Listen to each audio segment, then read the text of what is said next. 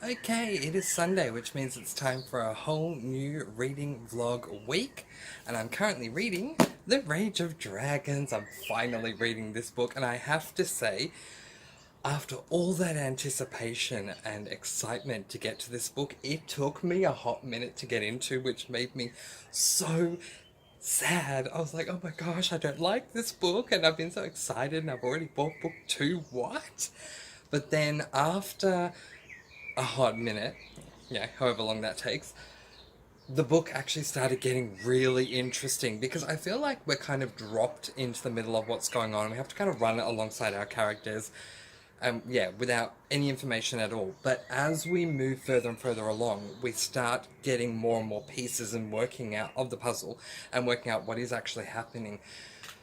I'm gonna try and keep this as spoiler free as I can throughout this week, so I'll just say my thoughts and feelings for where I'm at right now, which is there, which is 173 pages in, and I only just started today, so that's pretty cool.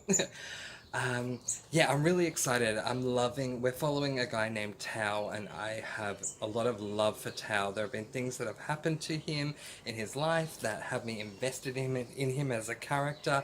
There is a caste system in this world, so I can say that. We have the much lower class, and then we have the nobler class, and Tao is part of the lower class.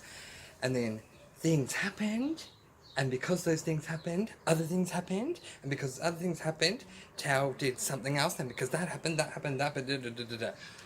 Oh my gosh. It's also a little bit political, which I really appreciate because I'm loving my political reads. As I said, it took me a hot minute, so if you intend to pick up this book, just be mindful of that. It's going to take you a little while to feel grounded in this world, and you're going to spend a little bit of time going, who, what, where, what's going on? I don't get that, what's happening? But eventually you'll get to a point where things will just snap into place and you'll go, oh my god, I love this book. One thing I do have to say as well is that this book is littered with the book itself. The plot is set in Africa, and there are words listed throughout the book, sprinkled here and there in Afrikaans. Now, the good news is there is a glossary at the back of the book, which I did not know until I just thought for a second, I wonder if there is, and checked it out, and there you go, glossary.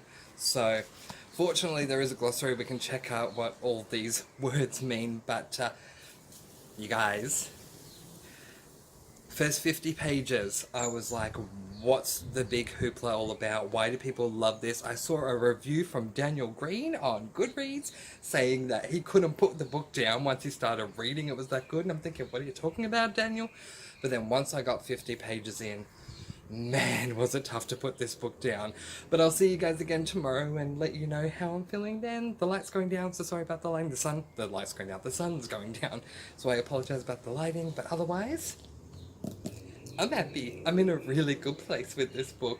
It is Monday, which means it's time for day 2 for this reading vlog. I'm still reading Rage of Dragons, and I am so close to the end. I'm there, which is chapter 12, I believe, page 383. This book has just been really interesting. As I said to you guys yesterday, it took me a hot minute to get into it because, dealing with the language barrier, not really feeling grounded right away because you're running alongside the characters. But from the moment I felt grounded, this book has become more and more and more interesting. I love the fact that it is own voices because Evan Winter was raised in Africa, and the journey that our protagonist Tao is going through is just, oh my gosh, amazing. So if you don't know, this story plot is a revenge story. Something happened to our main character that has really affected him, and he wants to take revenge. In order to do so, he has to climb certain scales in order to get there and reach certain heights. And he has been, oh my gosh, the things he has gone through have been just absolutely amazing to read, and oh my gosh, I love this book so much. So I will definitely be finishing this book off tomorrow, and then on Wednesday, I'll be starting Fires of Vengeance Book 2, which is the Murphy Napier Buddy Read Book of the Month. But at the moment, this book... This book is incredible, and I'm so happy that I'm reading a book that I love.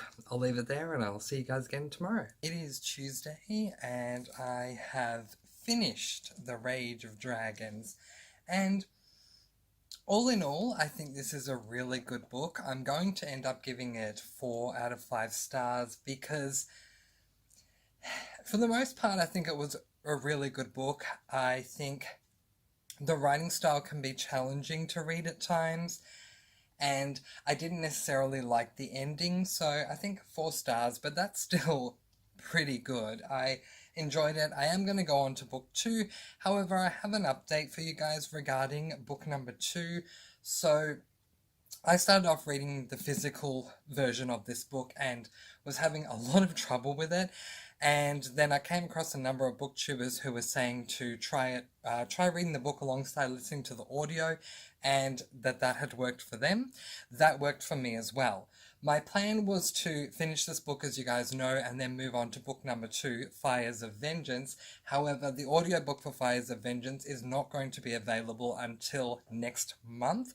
So I'm switching my TBR around a little bit. It's a little bit disheartening because Fires of Vengeance was the book we were reading for the Murphy Napier Buddy Read Book of the Month, so I'm not going to be reading that now anymore. Instead, I'm going to move on to what I was planning on reading next anyway, which is this book, Revenge Wears Prada. This is the second and final book in the Devil Wears Prada series, so this will help me to wrap that up. So I'm a little bit crestfallen that I can't go straight on to Fires of Vengeance because I really struggled with the physical copy of The Rage of Dragons without the audiobook, so it is what it is. For the moment, I'm now going to get back into this world, and I'm really excited to do that because I've been reading a number of, dystopian / fantasy books, so it's going to be nice to get back into a contemporary world. So I will be back tomorrow to update you on how this book is going. But as for this book, a solid 4 stars. It was a really enjoyable read, just a couple of cons, but aside from that, a really enjoyable read, and I do highly recommend it. Oh my gosh, okay. I have started Revenge Wears Prada. I am currently there, which is 150 pages in, or chapter 9 if you prefer, and oh my gosh, I'm so happy right now, you guys. I love my fantasies, and I think anyone who's seen any of my other videos, you guys know this. Fantasy, magical worlds, they're really a lot of fun. I love them so much. They are my favorite genre. Epic, high epic fantasies might be tough to get into in the beginning, but they have amazing payoffs by the end. But I have to admit that curling up and reading a nice little contemporary has been so much fun. Now, I was going to come in here and say to you guys that I'm enjoying also the fact that it's a singular perspective, but it's actually not. It's a dual perspective, so we're actually dealing with then and now, but that's okay. Once I got used to the fact that that's what Lauren Weisberger was doing, I was enjoying it even more. I don't want to say too much, but I want to give you a little premise of what's going on. If you've seen the film The Devil Wears Prada, this is the second book in the series, and Meryl Streep and Anne Hathaway have both said they're not going to do the second film. But this book is so good that, seriously, I keep wondering why they won't do the second film. So basically, the premise of the book, at least with what I've read so far, is that we've jumped like 6, 7, 8 years into the future.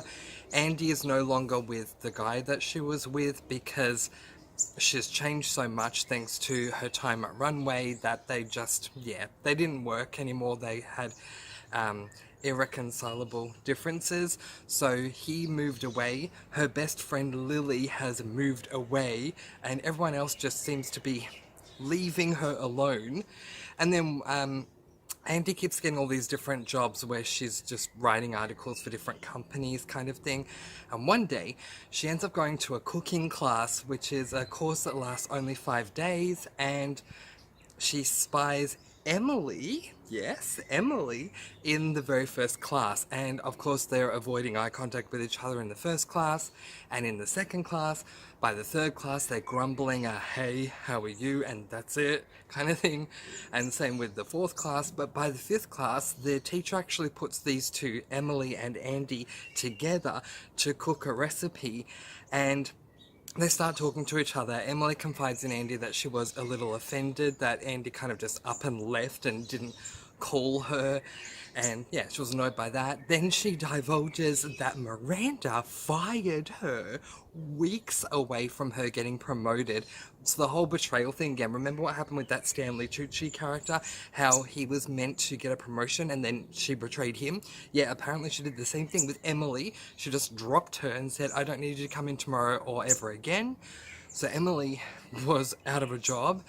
I don't remember what she ended up doing, but Emily and Andy wound up just having this great conversation. They left the class early, like the class wasn't even over, they just left, and went and had drinks. Drinks turned into a meal turned into catching up more frequently. They became friends, and yeah, then one day Emily came up with a business idea for them to go into business together to have their own company that they called The Plunge, where it can be all about like bridal things like dresses and accessories and all that kind of stuff to do with the big day for weddings. And that's what they're doing now, and they're really loving it. And I'm enjoying getting the backstory because to begin with we didn't have that, but thanks to this book being a then and now, we get to see what's going on right now with Andy and then go back a little bit and retrace how we got there from where we left off in book one, which has been really good. This has just been everything that I have needed. It is so refreshing. It's so light. It's so fun. It's so easy to follow and yet so entertaining at the same time, and I feel so refreshed, so revived, so rejuvenated to get through the rest of the week. And I think, yeah, I was really looking forward to getting into the Fires of Vengeance, but you know what? Everything happens for a reason, and I'm really happy to be reading this book right now. But I'll check back in with you guys again tomorrow. Okay, I have finished Revenge Wears Prada. Just want to say quickly, didn't come to you guys yesterday, got a little bit busy, so yeah. Over the course of 2 days, I finished Revenge Wears Prada, and this book was really good. I ended up giving it 4 stars just because towards the end I felt like it was dragging a little bit, and I was anticipating what the climax would be, and it just took a little while to get there. The climax itself was a knife to the gut. Oh my god. I was reading the climax and I was just like, what? Like, jaw-dropping moment. What just happened? Excuse me?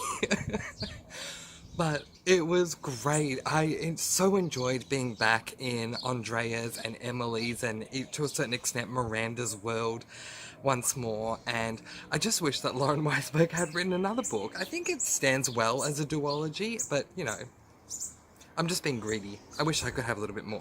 So I finished this book and still had time left to read today, so I picked up the next book that I'm reading, which is The Crown, the final book in the selection series.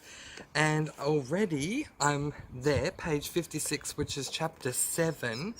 And oh my gosh, both of these books have just been really enticing to read, really fast-paced reads, so many good things happening. As far as this book is concerned, yeah, we're basically picking up where we left off. Something has happened with, what's her name? Idolin. I just stopped reading this and I forgot her name.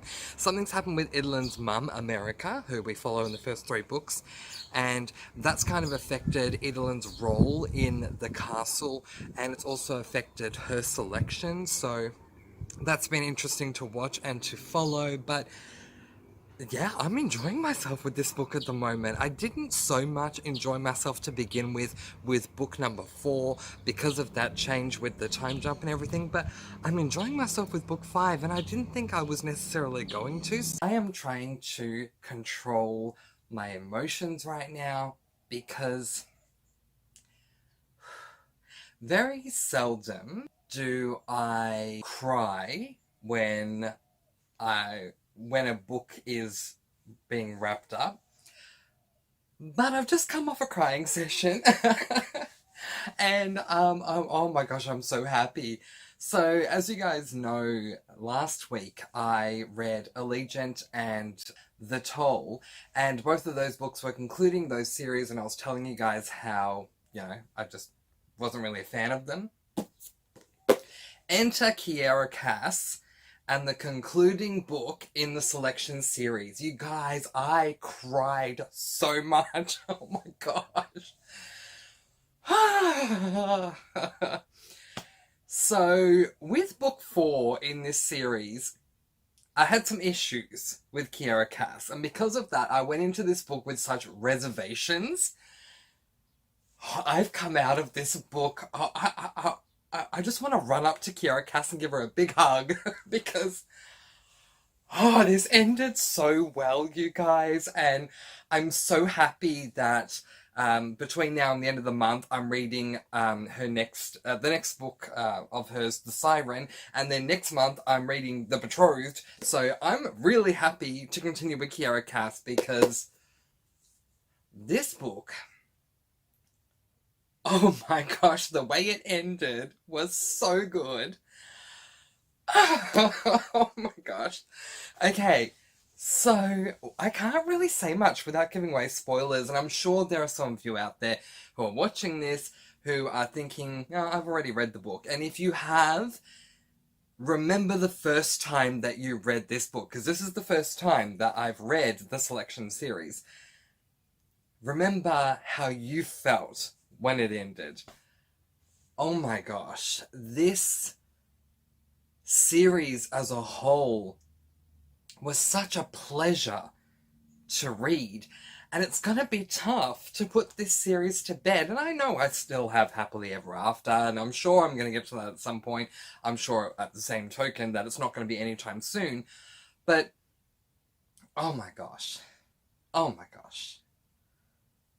I just this series, the selection series, is going to have a very special place in my heart for a very, very, very long time. From book 1, the selection, through to the final moments in The Crown, I have been whisked away to Ilya and enjoyed myself immensely. Kiera Cass has this way of bringing you into her world and toying with your emotions, with everything she does. Okay, what I will say about this book is that the character development and growth of Princess Edelyn, oh my gosh, massive difference between book 4 and book 5. There is a maturity that has come over her that, who knew? Aside from that, the selection process itself was good. I appreciated it. Then we find that there's a villain in this book, and that shocked me, so there was a shock. And then right at the end, like the last chapter before the epilogue, there is an epilogue, but honestly, I don't know how much I took in of the epilogue because I was kind of crying as I was reading it, so I don't know how much I took in of the epilogue, but the final chapter of this book, whoa. Okay, so I was hoping, I'll say this much, it's the selection, it's kind of like The Bachelor, set in a royal palace, so you know that Princess Edelyn is going to end up with someone. You know she's going to end up with someone. And there was someone I wanted her to end up with. And for the longest time, it looked like that was not going to happen. And then right at the end, it happened. And then after that, so I'm bawling my eyes out because she made a public declaration that, this is the person that she's going to marry. So I'm bawling my eyes out at this. And then she made another declaration, and I finally, the waterworks had dried up, and then I started bawling my eyes out all over again. Kiera Cass, oh my goodness. fast becoming one of my favorite authors of this year. I felt like she let me down a little bit with the beginning of book 4 because of the time jump, but I'm willing to let bygones be bygones because this book was so good and it was a satisfying ending to this series. Something that neither Allegiant nor The Toll can hold a candle to because those series ended so flatly. This series ended in such a good way that I'm ready to dive into another Kiera Cass series, and it seems like The Betrothed is going to become a series, so I don't know how I'm going to go with that book, but I'm ready to dive into my next Kiera Cass series. She is... what a great writer. Her writing style is really easy to read, and she just takes you on a journey. I haven't cried since I read Miss Born the Final Empire in February, and I cried twice reading this book. Twice in succession. I cried, the tears finally dried up, and I cried again. So, wow. So, this is the end of the reading vlog, but I just quickly want to show you that I have picked up, talking as fast as I can, this is one of the Mr. Francy Buddy Reads book of the month, and one of the Mr. Francy Reads Buddy Read books of the month, and I've literally just read the prologue, and it's a good start, and it's funny. But you know when you've just cried and then you laugh? It's the kind of the whole... you know? So I needed a breather before I kept reading this book to really honour this one. But this is where I'm going next week. I'm going to be reading this book. I hope your week has gone really well. I hope it's gone as well as mine. And if any book has made you cry, whether recently or not, let me know in the comments below. Let's celebrate the flowing tears of an amazing book. But until then, letting you guys go, peace, blessings, and so much love. I post videos every Tuesday, Thursday, Saturday, and Sunday, and I'll see you again very soon. Mwah. Thank you so much for watching, and of course, happy reading! Bye guys, bye!